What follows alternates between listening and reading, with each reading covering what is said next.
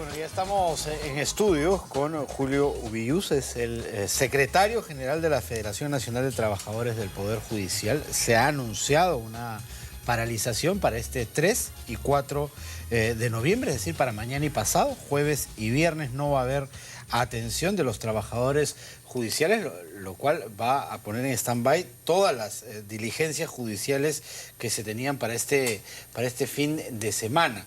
Esto por sencillamente un recorte en el presupuesto que el Poder Judicial había pedido para el normal funcionamiento. Tenemos entendido, señor Ubillús, le damos las muy buenas tardes. ¿Cómo está? Muy buenas tardes. El Poder Judicial pidió 3.000 millones de presupuesto y se le ha otorgado solamente 2.000. Hay una diferencia de 1.000 millones aproximadamente para el funcionamiento del próximo año. ¿Esto qué significa exactamente en la labor que ustedes realizan? ¿Qué es lo que el recorte presupuestal le quita a la labor en el Poder Judicial? Bueno, definitivamente no va a eso va a impedir que las funciones del Poder Judicial se desarrollen a plenitud.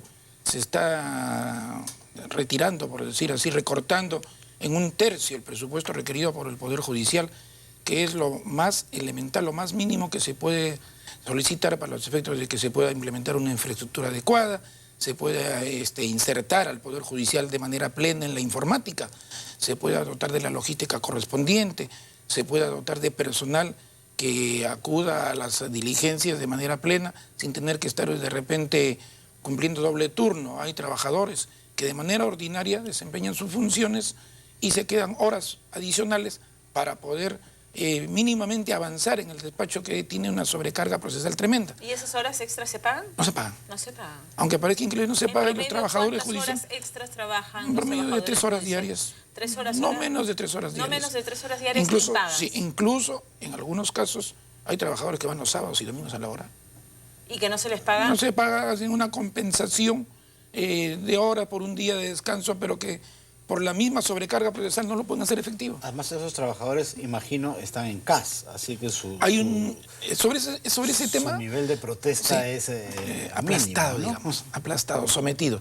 Ese es un tema bastante delicado en el Poder Judicial. Hay cerca de 7.000 trabajadores CAS de un universo de 25.000 trabajadores. Es casi un 28% de trabajadores que están en un sistema laboral perverso. Porque, si bien es cierto, la norma señala que la contratación CAS se hace durante el año, a los trabajadores se les hace la renovación de manera mensual. Ocurre que bajo ese mecanismo tienen una zozobra psicológica y no pueden desempeñar bien sus funciones. Y son en muchos casos objeto de despidos intempestivos, abusivos, sin fundamento, bajo argumentos de que no le tengo la confianza, bajo argumentos de que no trabaja bien. Pero lo delicado del asunto es lo siguiente. Todos los trabajadores CAS cuando ingresan acuden a un concurso. De tal manera que supuestamente están capacitados para poder desempeñar la función. ¿Cómo puede ser que después de 8 meses o 9 meses les digan no, ya no estás en condiciones de trabajar aquí? Pareciera pues que hay algunas cosas un poco oscuras al respecto. Señor Ubillús, ¿con qué presupuesto se ha manejado el Poder Judicial? Un promedio de 1.800 millones de soles. 1.800 millones. Que para este año ha sido 1.800 millones de soles. Y han incorporado a 2056, una cantidad verdaderamente irrisoria. Mientras que vemos que en otros sectores dan el 10%, 15% de incremento presupuestario, el Poder Judicial está dando menos del 10%. De tal manera de que nos llama poderosamente la atención. Y quisiera yo de repente incidir en un tema de último minuto. Hace una hora aproximadamente ha salido en los medios de comunicación el Acuerdo Nacional por la Justicia en el que ha participado el presidente. Lo estábamos informando en vivo. El presidente de la República, representantes del Poder Ejecutivo, las organizaciones ligadas a la Administración de Justicia y el mismo Poder Judicial han suscrito un acuerdo nacional. Y hemos escuchado cómo el presidente Pedro Pablo Kuczynski ha hablado de que se va a respetar la independencia. La independencia en el Poder Judicial es una garantía que tienen los magistrados para los efectos de no estar sometidos a ninguna presión. Ese es un requisito fundamental de la Administración de Justicia. Pero no hemos escuchado que se haya hablado algo sobre la autonomía. Y la autonomía implica, pues, el desempeño sin ningún tipo de atadura en el campo administrativo, económico y funcional. Y ocurre de que bajo el mecanismo del recorte presupuestal se está sometiendo al Poder Judicial en lo administrativo, en lo económico y lo funcional. ¿Cuál es la sobrecarga procesal en estos momentos? La Corte Suprema, de acuerdo a la estadística presentada por el presidente del Poder Judicial, tiene un promedio de cerca de 1.500.000 procesos. Pero tiene un ingreso anual de 1.300.000, de los cuales ha resuelto cerca de 1.200.000. Entonces ocurre que hay una carga, bastante año fuerte. a año a ese expediente se va sumando unos 300.000 expedientes. Se van que incorporando, no de 100 a 200.000.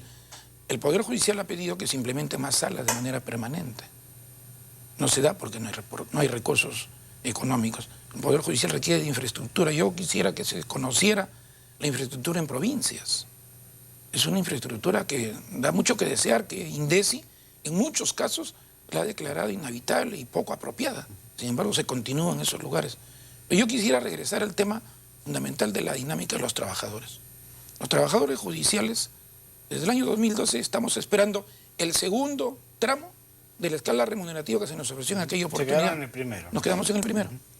Vemos que los policías, con todo el derecho del mundo, tienen el quinto tramo otorgado el día domingo. Adelantado. Y a los judiciales, nada.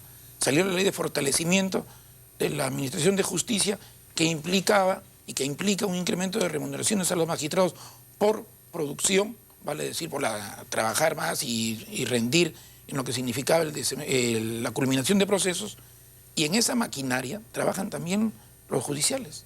Y a los judiciales, a los trabajadores, no se les incorpora dentro de lo que significa un incremento de remuneraciones. Son profesionales calificados, ¿verdad? Definitivamente, el 90-95% de trabajadores son abogados. Y por lo menos, me atrevo a decir, 50-55% son magíster y doctores. ¿Y cuánto gana el sueldo más bajo? ¿Cuánto? Por favor, no se van a sorprender, 950 soles. Eso es lo que... Un trabajador caso. El más alto, que es el relator, que en un momento tenía rango de juez de paz, está en 3.600. Y hay remuneración entre 900 y 3.600. El más alto. El más alto de los trabajadores judiciales. Porque la carrera judicial contiene a los jueces, es ya mucho mayor. Claro, Entonces, lo más bajo a es ellos 9.000. sí los homologaron, ¿no es cierto? Eso es lo preocupante del caso. Y reiteramos, el tema de los casos es de urgente solución. Vemos que en otros sectores, como en salud, si no me equivoco, han pasado una buena cantidad de trabajadores casi a las planillas, de manera tal de que ya no estén con ese sistema de relación laboral horrendo, y no entendemos por qué en el Poder Judicial cuando las funciones son las mismas, idénticas. Un trabajador que desempeña la misma función que un trabajador de planta. Y ya tiene tiempo, esto tiene cerca de un promedio de 6 a 7 años. Creemos que esta es una situación que debe erradicarse de plano. Estamos solicitando también la exclusión del servicio civil, que aparentemente podrían decir, pero no se puede, porque el Estado tiene que reformularse y modernizarse. Pero la característica de la función de los trabajadores judiciales es diferente, es atípica. La función de un secretario de juzgado no es la misma que la de una secretaria ejecutiva en un ministerio. La función de un notificador no es la misma que de repente un asistente o un auxiliar administrativo. La función de un relator que proyecta resoluciones no es la misma de que cualquier otro funcionario de algún ministerio. Bueno, ese es uno de los motivos por los que también estamos en la medida. El paro, la huelga nacional está pactada para este 3 y 4. Es decir, efectivamente. Mañana y pasado. El 3 y 4 es el paro de 48 horas. ¿Qué posibilidades de abrir una puerta al diálogo hay para no afectar a los Nosotros ¿no? estamos exigiendo exclusivamente en estos momentos al Poder Ejecutivo que incorpore, que apruebe el presupuesto que requiere el Poder Judicial.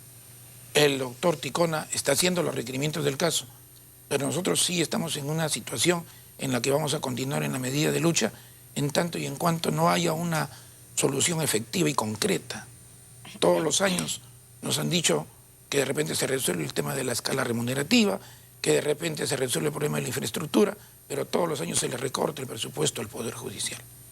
De tal manera de que nosotros no estamos cerrados al diálogo, pero sí queremos que dentro del marco del acuerdo, al que se han referido hoy día las altas autoridades, se tenga en consideración de manera fundamental, primordial y urgente la dotación de los recursos que va a permitir que el Poder Judicial cumpla mejor su función. Claro, que funcione. Que funcione. De repente nos dirán, estamos generando un daño a los justiciables. Y nosotros pedimos las disculpas del caso, porque también vamos a iniciar una jornada el 8, 9 y 10 con perspectiva a una huelga nacional. Pero quisiéramos que entiendan que no estamos peleando solamente por nosotros, sino por los justiciables, porque en todo caso nuestra lucha es una lucha de orden institucional que va a redundar en beneficio de la colectividad. Bueno, ojalá que esto se resuelva pronto. Las posibilidades de que ese presupuesto cambie están un poco complicadas, pero de algún modo hay que... o sea, por los litigantes, ¿no es cierto? Ahora la ministra decía algo interesante, ¿no? Que se había pasado bienes nacionales al ámbito del Ministerio de Justicia para justamente solucionar ese problema que usted decía de infraestructura y poder priorizar los bienes que tiene el Estado para dárselos a justicia y que esa infraestructura mejore, por lo menos por ahí, y que todo ese dinero que se paga en alquileres y demás pueda direccionarse a otros aspectos donde se necesita liquidez, ¿verdad? Por ahí empezamos a ver alguna luz. Esperemos que la luz vaya alumbrando cada vez más. Sin embargo, hay que hacer mención de lo siguiente. Con los nuevos códigos procesales se requiere de una infraestructura adecuada, porque se implementan audios, se implementan videos. El principio de publicidad se cumple. Entonces, todos los bienes inmuebles que pueda tener el Estado tendrían que adecuarse. Hay muchos bienes inmuebles que se han entregado al Poder Judicial, pero que no cumplen con las características y las exigencias que las normas procesales contienen. Señor Ubillus, gracias por estar esta tarde con nosotros. Agradeciéndoles a ustedes la oportunidad y en todo caso pidiendo la disculpa del caso a la colectividad. Pero queremos que entiendan. A la colectividad, lo entendemos usted, pero realmente quienes van a pagar esta situación son los miles de litigantes que va a ser un dolor de cabeza. Pues. Muchas gracias. En todo caso no es culpa de nosotros, es culpa del Poder Ejecutivo. Gracias. Muchas gracias. Muchas gracias. Cambiamos.